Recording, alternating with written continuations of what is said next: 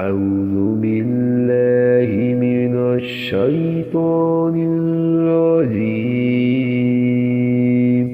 بسم الله الرحمن الرحيم.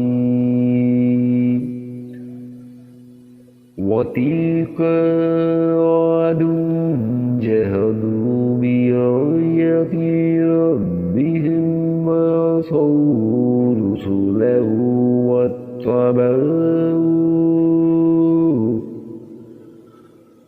واتبعوا